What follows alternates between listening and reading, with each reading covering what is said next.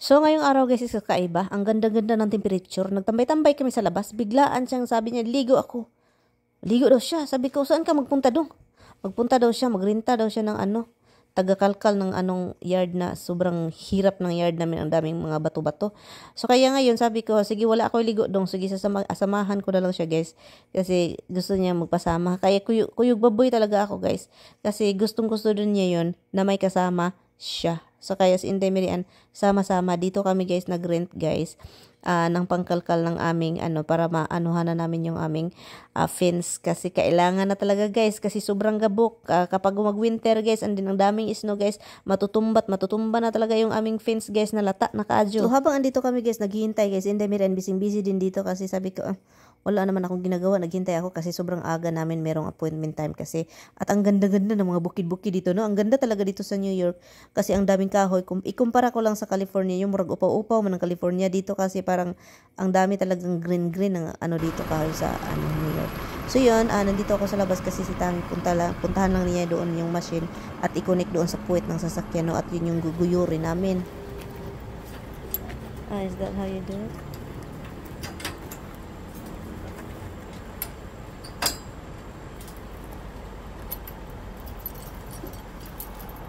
Itong asawa ko, paalis na sana kami. Ang dami kong tanong-tanong paano ito i-on, paano by reverse badoy. Si Tami talaga hindi man nagtanong. I-check natin yung asawa ko kasi parang siya yung gustong-gusto talaga din niya gawin agad. At pinabayaan ko siya guys. Usually andyan ako nakaalalay. Palagi yung akong alalay sa kanya. Pero meron akong plano kasi sa kanya. Gusto kong maranasan niya kung gaano kahirap yung walang alalay. Yung siya lang. Kasi iwan ko basta i-share ko sa inyo guys. Grabe. Hindi ayaw niyang kasi akala niya kayang-kaya niya. Sabi kaya daw niya. Sabi ko na ano ko ba niya, sa tingin ata nito ba yung mga bata-bata pa ba malusog-lusog or malakas-lakas ba yung katawan. So kaya pinabayaan ko para ma-realize talaga. Hala. Adoy. Dami. Okay.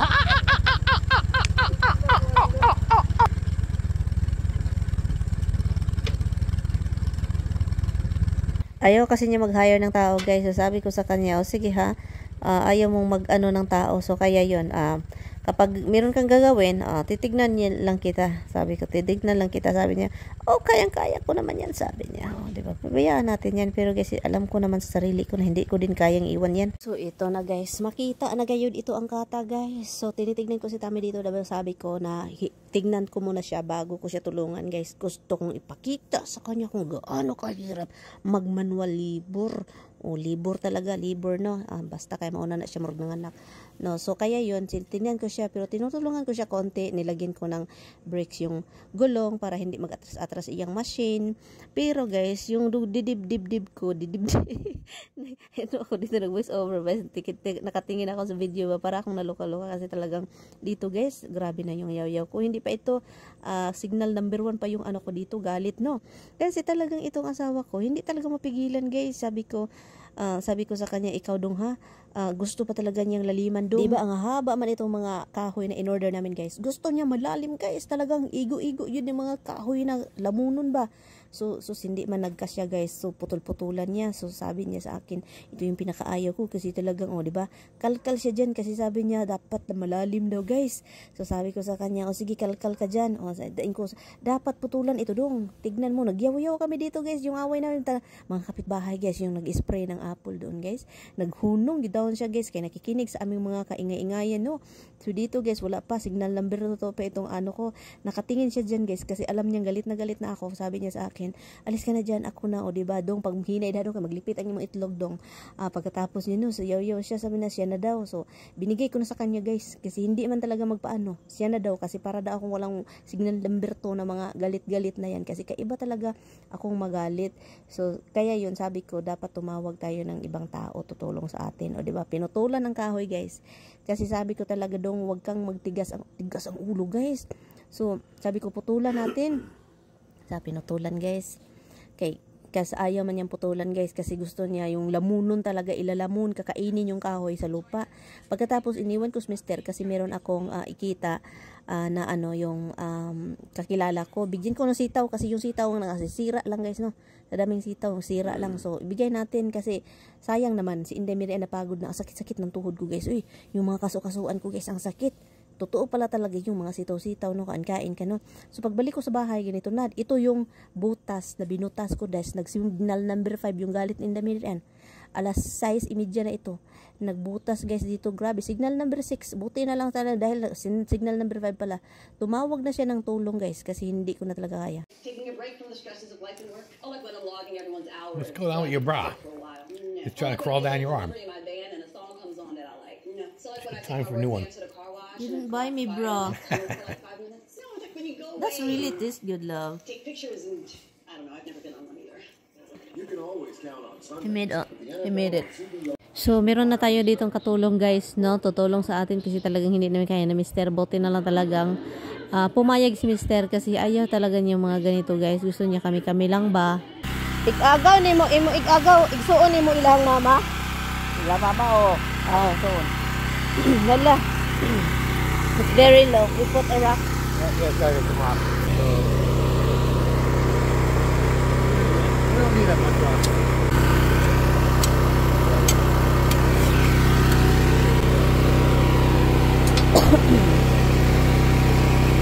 Okay ra ka, kuya?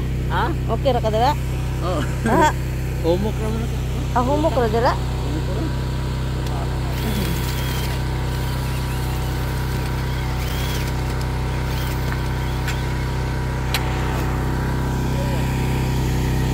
Maora jud ni atong pang-snack nimo, kuya. Okay ra, no problem.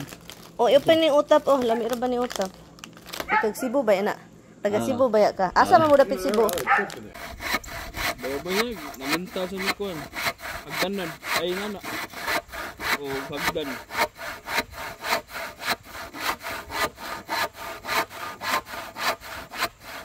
So, may lisin.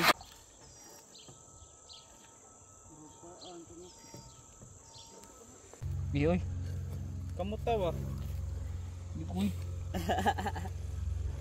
Hello, it's a baby. Dinosaur. Ako, Col. Halad, why is it look like that? Even that's all. He's alive. Yeah. Hey, can we put it in? Maybe we put it over there. Sa sa grass. Dito sa dili sa ilit. But don't put him where Liam will get him. Yeah. Come on. Put him in the back where the rabbits are. Come on, right here.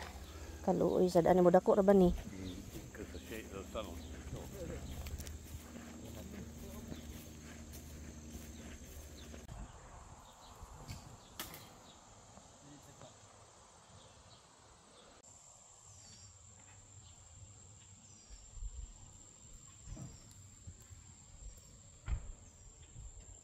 Hiya. Sap-sap. Sap-sapan. Dilaw ka ba pakilid? Lab, makilid bitaw.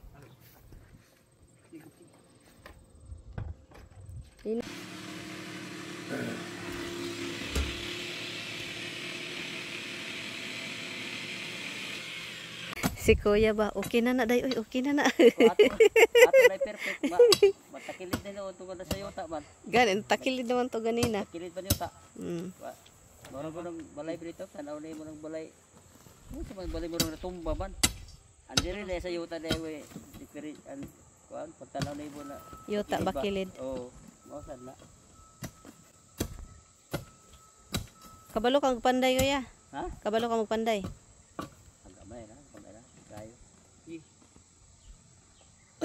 Pero panday.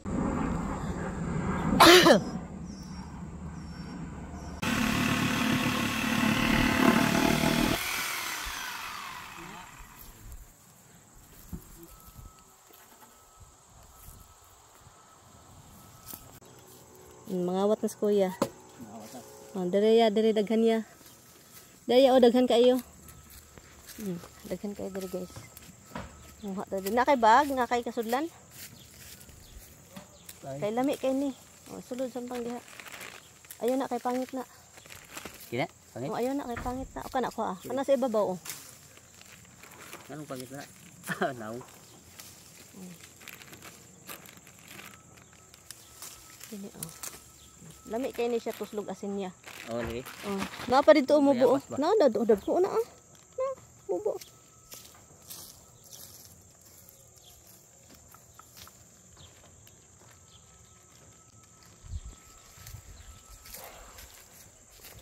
So, uwi na sila guys. Uwi sila kasi alas 6 na. Naghanap ako dito ng tools kasi maraming nagamit na tools.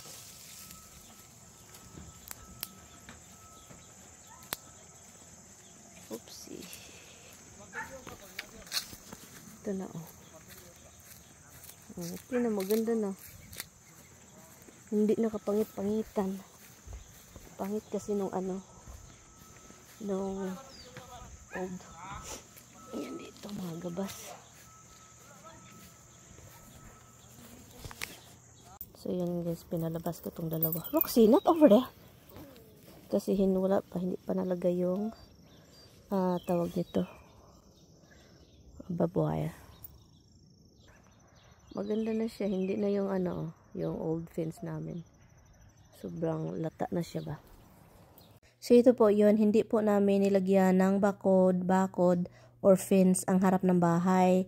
At hindi po buong property namin yung binakura namin. Ang fence lang is andon sa likuran.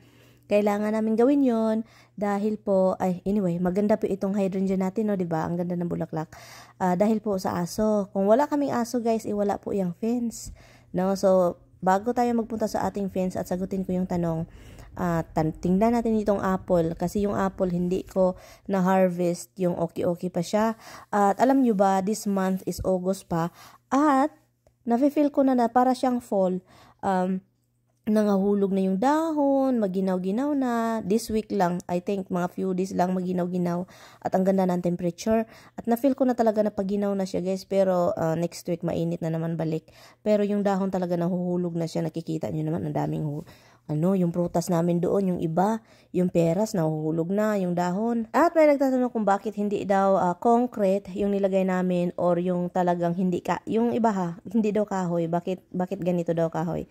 Alam nyo guys, sasabihin ko po sa inyo, dito kasi sa countryside, maganda yung countryside na fence, yung pang country ba, yung mga parang dagananan og mga kabayo, puyan nag mga kabayo or para sa akin maganda yung mga metal.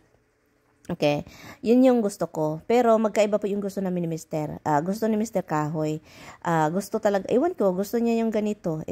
Country look. Ganyan, sabi niya, country look daw. At hindi namin alam ni Tami ang pricing sa concrete. Kasi parang wala namang concrete dito, guys, na mga katulad sa Pilipinas, yung mga simento or hollow block na naka-file dyan na fence. Hindi ganyan. So, habang ako dito, lakad-lakad sa likuran, kukuha din tayo ng prutas. So, kaya yun, guys, ang sabi ni Mr. sa akin, kahoy lang. At kahit kahoy yan, may nagsasabi din na, ay kahoy lang kasi mura. Guys, sa Amerika guys, walang mura. Ang mahal-mahal ng mga lumber dito, ang mahal ng kahoy. At alam niyo ba kung magkaano yung kahoy na yan, makabili ka na ng malaking lupa din sa Pilipinas. No? So, ganyan po yan kamahal ang hindi man sa guys, pero talagang hindi ibig sabihin kahoy, mura. Kasi grabe talaga yan sa inorderan namin, nag-order pa sila from Canada, kasi iwan ko bakit Canada. Kaya nga si Tami nasasayangan sa pagputol ng kahoy kasi ang mahal talaga niyan. At ngayon, pinuputol-putol lang. So, yun yung ni Mr. Ito yung mga ini-sprayhan ko na poison ivy guys, na matay na finally. So, yun yung mga tanong guys, at ang nagsabi, bakit hindi nyo na lang i-fence buong property guys? Adoy, maluluka guys, ang mahal-mahal at wala pong ganyan dito sa Amerika na lahat ng property kailangang tabunan para walang makapasok. Hindi po ganyan dito sa Amerika, no? Iwan ko, sa Pilipinas lang naman talaga yan dapat ang property, parang walang dapat makapasok. Mga tao din kasi dito, hindi sila basta-bastang pumasok ng mga property na hindi sa kanila. Once na may sign na private property, hindi na yan sila papasok, hindi katulad sa atin na bahala na yung mga sign na yan.